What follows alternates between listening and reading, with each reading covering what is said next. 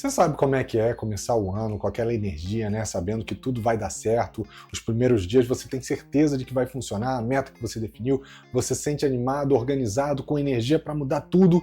E aí a vida acontece, né? A gente sabe, a gente tem os dias corridos, a gente tem os imprevistos, a gente tem o cansaço, a oscilação de humor, né? De oscilação emocional. E aquela meta que parecia tão importante, ela começa a escorregar dentro das brechas da nossa rotina do dia a dia.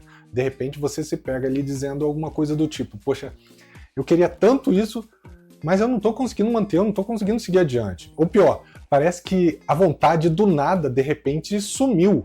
E isso te dói, te incomoda, te gera uma frustração de que você não está conseguindo seguir adiante, que você está falhando de novo.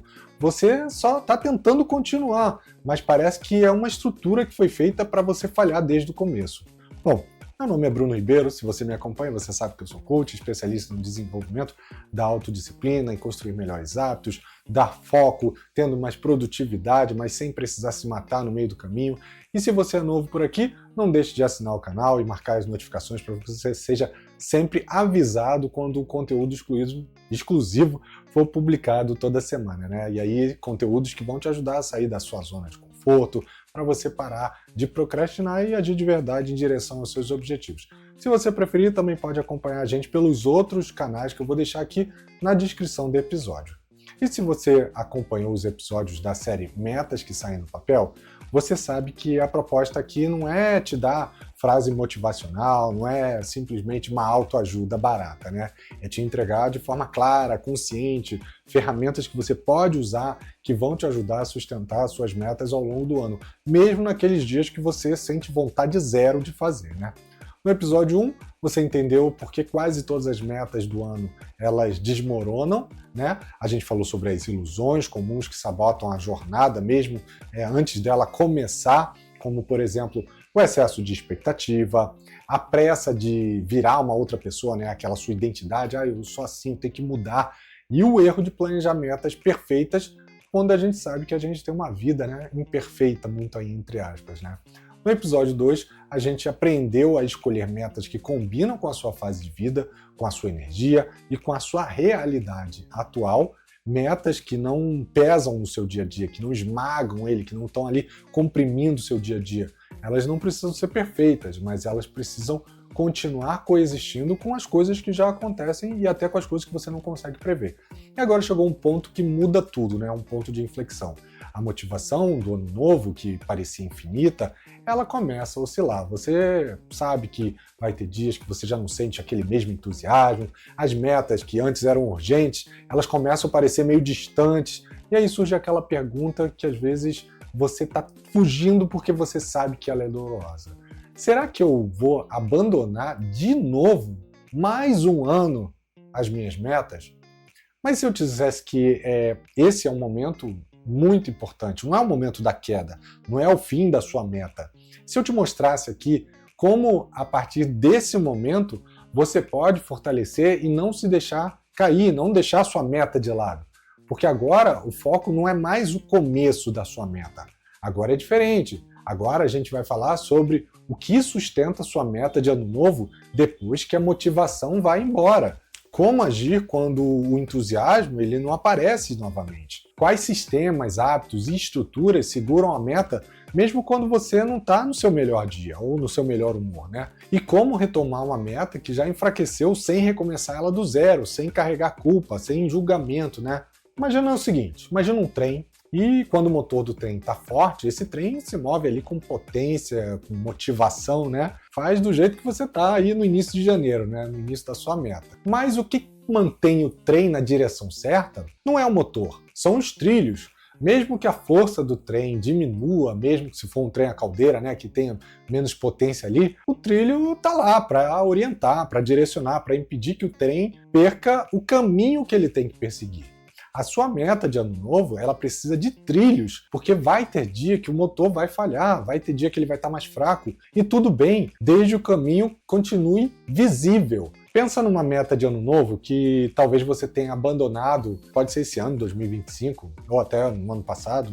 E agora se pergunta o seguinte, se eu tivesse um sistema, uma estrutura para me apoiar nos dias difíceis, essa meta será que ela teria chegado ao final? Será que ela teria sobrevivido aquele ano? E essa pergunta, ela tem um objetivo, porque talvez não falte força a você, falte só essa estrutura. Ah, eu perdi a motivação. Essa é uma das frases que a gente mais fala, né? Quando começa o ano novo, tá aquela motivada, mas de repente você se vê ali travado no meio do caminho. Mas se eu te dissesse que a motivação, ela não tem que ser o seu combustível principal. É claro que a gente sabe que ela é um combustível. E mais, ela nunca vai durar para sempre. Então você tem que tomar cuidado quando você está baseado, você está ancorado simplesmente na sua motivação. Parece estranho dizer isso no mundo que insiste em te ver motivado e ver a motivação como solução para tudo, né? A dopamina, a gente precisa, energia e tal. Mas aqui é onde a gente está interessado no que funciona de verdade. Então vamos entender por que a motivação acaba, por que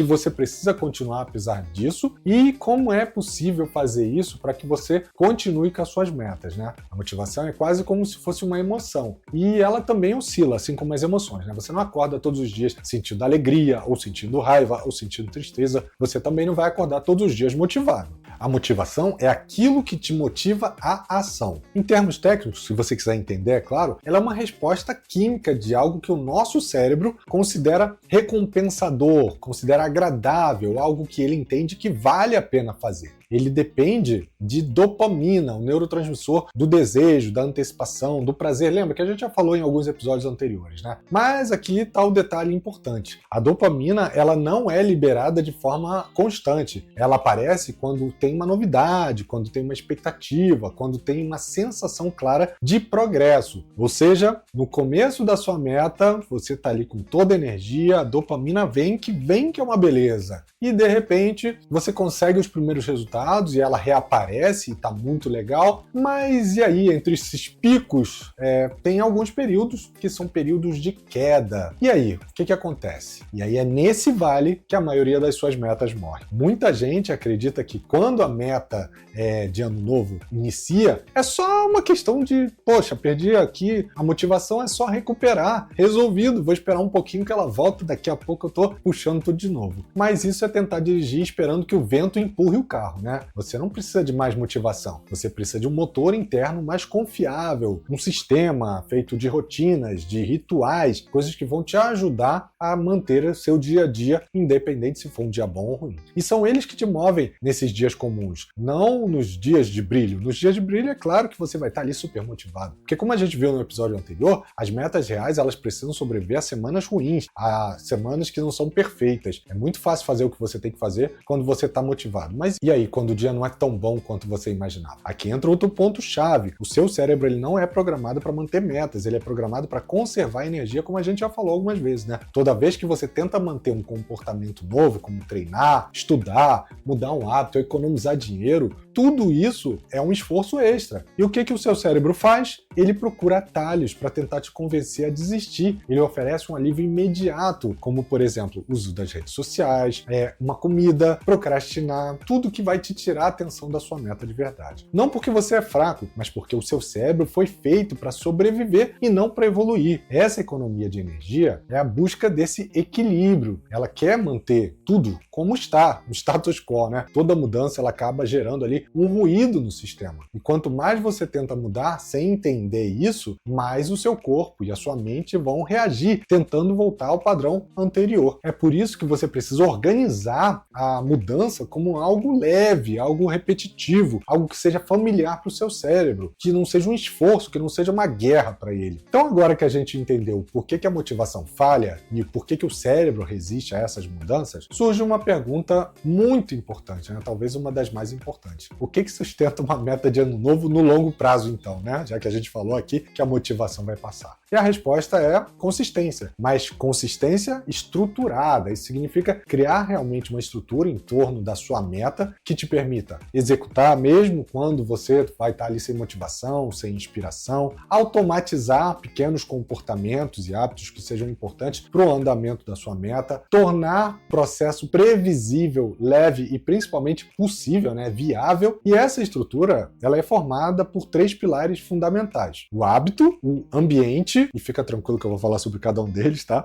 O hábito, o ambiente e a identidade. Então vamos entender como é que é cada um deles e como é que eles estão relacionados com a sua meta. O primeiro pilar é o hábito. Se você tiver que decidir todos os dias se você vai seguir ou se você não vai seguir a sua meta, com certeza você não vai seguir, você vai falhar. Porque toda decisão, ela exige uma energia. Lembra? A gente pode ter até ali um cansaço cognitivo, né? Como a gente já viu, o cérebro, ele tá tentando economizar energia. Se você tá tomando decisão o tempo todo, com certeza você tá indo contra ele. Por isso que o primeiro pilar da consistência é transformar intenção em hábito. Um hábito não precisa de motivação. Ele funciona por repetição e não por empolgação, por entusiasmo, né? Quanto mais você repete, mais fácil se torna, mais automático. Então, tendo aqui um exemplo prático, se a sua meta de ano novo é ler mais, você pode criar uma regra. Todo dia, depois do café da manhã, eu vou pegar meu livrinho ali, vou ler umas 5 páginas, não importa se é feriado, se tá sol, se tá chovendo, se eu tô animado, se eu não tô animado, o hábito vai acontecer. Aquele hábito de ler aquelas 5 páginas vai acontecer. Pensa assim, o hábito é o trilho que guia o trem mesmo quando o motor dele tá fraco, né? O segundo pilar é o ambiente. E James Clear, que é o autor daquele Hábitos Atômicos, né, que eu já falei aqui em episódios anteriores também, que fala sobre criar pequenos hábitos, né? Ele fala que ambientes superam a força de vontade. Se a sua meta de ano novo exige muita resistência ao ambiente atual, ela também está fadada ao fracasso. Quer um exemplo?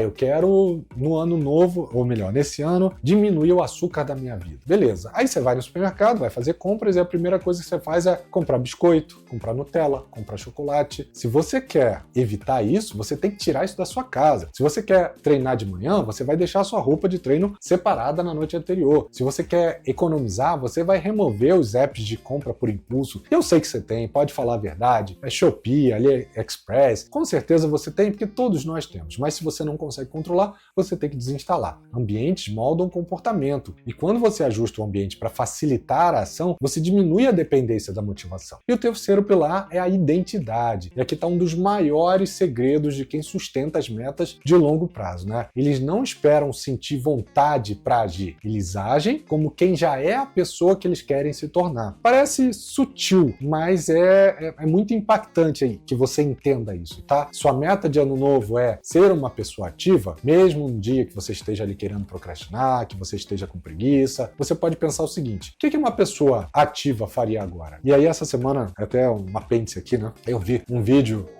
de uma senhorinha que tem 80 e tantos anos e que malha pra caramba, é quase fisiculturista, foi campeã, inclusive. Ela tava falando, não, adulto não tem que ter motivação. Adulto tem que fazer e acabou. Criança que você tem que ir lá, motivar. Adulto não, tem que pensar, isso daqui é bom pra mim, então eu vou lá e vou fazer. E eu concordo um pouco com isso, tá? Sei que não é exatamente assim que a gente vive, mas eu concordo. E com o tempo isso vai se tornando natural, né? Um dos maiores sabotadores das metas de ano novo é o pensamento. Hoje não é um bom dia pra isso. Hoje eu tô cansado, hoje eu tô gripado, quando eu estiver mais animado eu vou. A verdade é que você nunca vai estar 100% pronto, nunca vai estar 100% perfeito, talvez nunca esteja 100% do jeito que você quer para você ir à academia, para você comer melhor. Você nunca vai ter o cenário perfeito. Isso é um fato. Você tem que começar com o cenário que você tem. Por isso, metas que sobrevivem são aquelas sustentadas por ações pequenas, regulares e quase automáticas. Não esperar estar pronto. Espere simplesmente estar disposto para fazer o mínimo viável. Se o mínimo viável é ler 5 páginas, leia 5 páginas e tudo bem. Já viu aquela metáfora do bambu e do carvalho? Eu já falei aqui também, e muita gente já ouviu, né?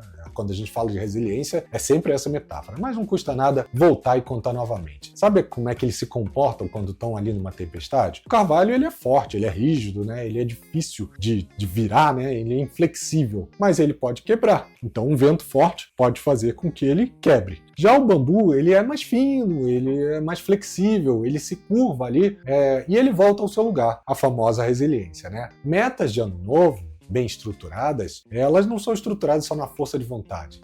Porque quando elas forem feitas apenas com a força de vontade, elas vão ser como carvalho. Então, um vento forte pode derrubar essa meta e você não aguentar a força desse vento, né? Metas construídas com base em hábitos, no ambiente, na identidade, como eu falei, elas são como bambu. Elas se adaptam, elas balançam, mas você vai conseguir voltar e continuar. E isso que é a consistência estruturada de verdade. Bom, você já entendeu que a motivação é instável, que o cérebro resiste a mudanças e que é possível sustentar uma meta mesmo nos dias ruins, mesmo nos dias que você não está empolgado, que você não está motivado, que tudo parece que é uma porcaria, para não falar um palavrão aqui. Agora chegou a hora de fazer isso na prática, né? Beleza, eu entendi. Mas como é que eu faço isso no meu dia a dia? Então vamos montar aqui juntos uma estrutura que funciona como um trilho forte para você nas suas metas de ano novo e em qualquer outra meta, né? Não importa se o trem está rápido, se ele está devagar, porque ele vai seguir no caminho que foi tratado. E eu vou trazer aqui um conjunto de estratégias no formato de checklist, um checklist super simples que você já vai poder aplicar nas metas de ano novo, pode aplicar nas metas de trabalho, ele é genérico, tá? Primeiro é escolha um micro compromisso diário. Uma meta grande, a gente já sabe que ela morre, né?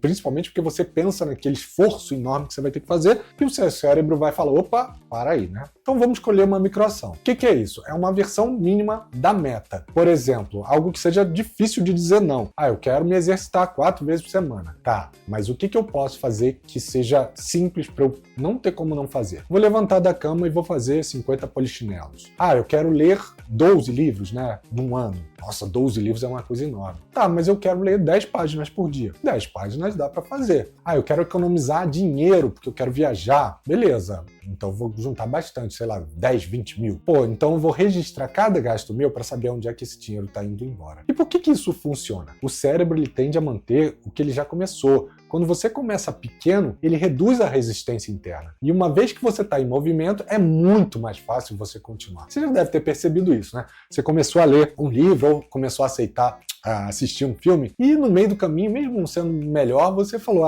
vou continuar porque eu quero chegar até o final. E o mesmo vai acontecer quando você tiver com seus hábitos. Você vai começar e você vai continuar porque você quer chegar até o final. O segundo ponto é ancore a ação em um gatilho fixo, um gatilho preferencialmente que já exista. Isso vai te lembrar do que fazer mesmo naqueles dias que você está cansado. E se for um evento fixo, alguma coisa que todo dia acontece na mesma hora, melhor ainda. Por exemplo, depois do café da manhã, como eu falei, 10 minutos de leitura ou 5 páginas que eu vou ler, ou antes do banho, eu vou fazer ali 5 minutos de polichinelo, se você quer se exercitar, ainda não está indo à academia. Assim que eu sentar na mesa de trabalho, eu vou revisar as minhas atividades da semana, todo dia. Por que isso funciona? O cérebro, como a gente já viu também, adora padrões, ele não gosta de caos. Ancorar sua meta em um hábito já existente reduz o esforço de decisão. Eu uso muito esse gatilho no meu dia a dia, né? Eu uso como contagem, tá? Eu conto até 5. Toda vez que eu estou indo para academia, eu conto até 5, né? Para me preparar, onde esses são a minha chave, a minha luva, a minha garrafinha, o celular e o fone de ouvido. Então, além de me ajudar a não esquecer de nada, isso também ativa ali um gatilho, né?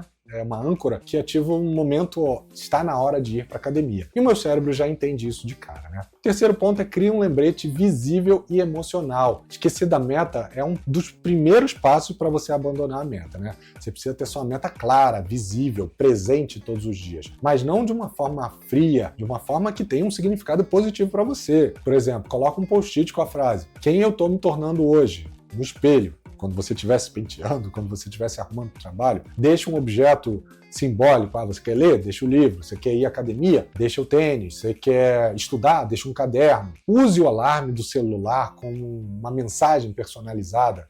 Bruno, mas beleza, mas por que isso tudo vai funcionar? Esses lembretes visuais, eles ativam a sua atenção e quanto mais emocional, melhor, né? Como eu falei. Então, por exemplo, se você quer emagrecer, colocar uma foto de um evento no seu casamento ou no seu início de namoro, onde você estava ali com seu marido magra, isso vai marcar para você um momento de vida que você quer recuperar. E esse momento vai ser emocional e vai te dar força para essa meta. Quarto item, marque a sua ação num calendário ou num app de forma simples, né? O progresso invisível, ele acaba se perdendo. O visível, ele acaba se acumulando, ele mostra consistência, né? Tem um lugar onde você marca cada dia que você conseguiu fazer o mínimo da sua meta. Pode ser um calendário físico, pode ser um app de hábitos, pode ser uma planilha, tem muita gente que gosta de acompanhar na planilha. Não é problema. Qualquer um desses serve. Não é para você se cobrar, para você se julgar, é para você olhar e saber que você está mantendo a consistência no que você faz. E é exatamente como eu falei, quanto mais consistente, quanto mais você visualizar que você preencheu, que você está ativo, o desejo de manter aquela sequência vai ser mantido e você vai entrar no conhecido efeito Seinfeld, né?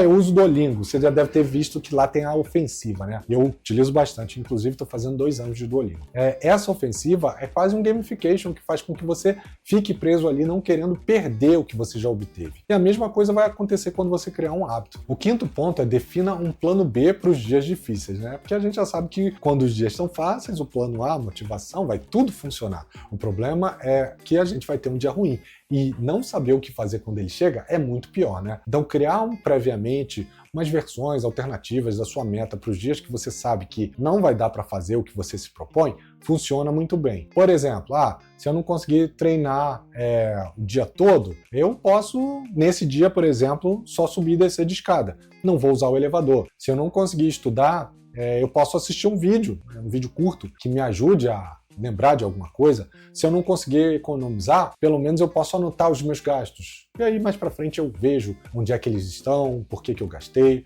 Essa flexibilidade planejada, ela evita aquela sensação de tudo ou nada. Manter a intenção ativa já é melhor do que parar completamente. Afinal, dias consecutivos, além de construir e reforçar o hábito, como a gente já falou aqui, ativa o desejo de manter a sequência, que é o efeito Seinfeld, que a gente falou agora há pouco, né? O sexto ponto é reforce a sua identidade com frases de ação. A motivação ela vai desaparecer, mas a sua identidade ela vai te sustentar. Antes de executar a sua meta, para um tempo, respira, é sempre bom fazer isso, né? E fala para você mesmo. São frases, aqui é frase de efeito. Eu sou alguém que cumpre os acordos consigo mesmo.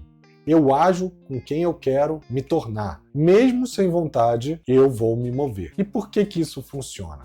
Essas frases de identidade, elas reforçam a sua autoimagem.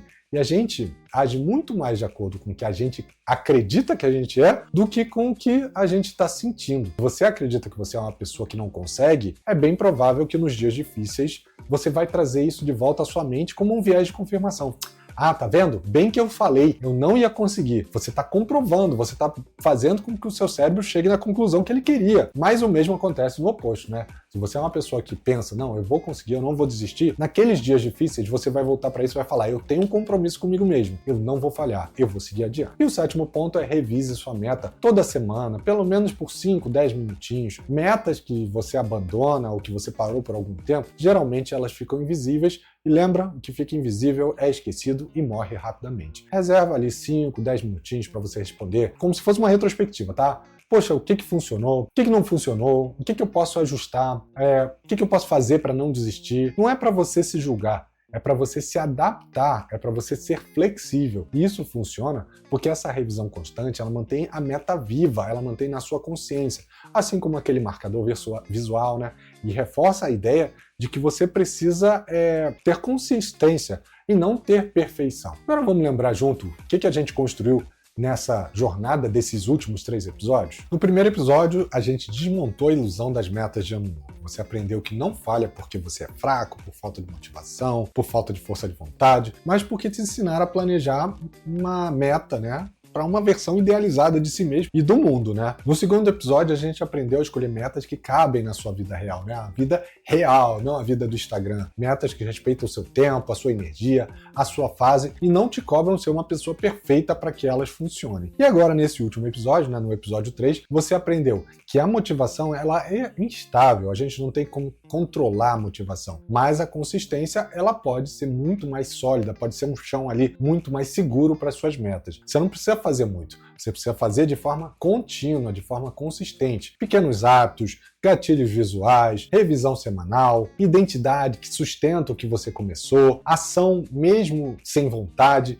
Isso vai construir a sua confiança. O mínimo possível é muito mais valioso do que o máximo idealizado, do que o máximo que um dia pode vir a acontecer. É melhor fazer pouco, mas fazer sempre, do que não fazer nunca, né? Muita gente ainda acredita que só transforma a vida quem age com aquela força total, né? Mas a verdade a gente viu aqui que é bem outra, né? Quem transforma a vida é quem continua agindo mesmo quando não sente motivação, não sente empolgação, às vezes não sente nada, mas sabe o que tem que fazer. Mesmo quando não tem certeza, mesmo quando o dia não é o dos melhores, é aquele dia ruim, mesmo quando a mente fica o tempo todo trazendo aquele pensamento intrusivo, isso não vale a pena, para, você está gastando, olha só que vergonha. Você não precisa sentir que você está mudando. Você precisa apenas continuar andando na direção certa, em cima do trilho. Agora compartilhe essa série com alguém que você sabe que também precisa reaprender a continuar, alguém que está cansado de começar e parar, começar e parar, começar e parar, alguém que merece saber que existe um outro jeito, o jeito certo de construir essas mudanças. E esse foi o último episódio do ano, o último episódio da série. A gente se vê ano que vem na 7ª temporada de Spoilers da Vida. Um abraço, um ótimo ano novo e até lá. Tchau, tchau.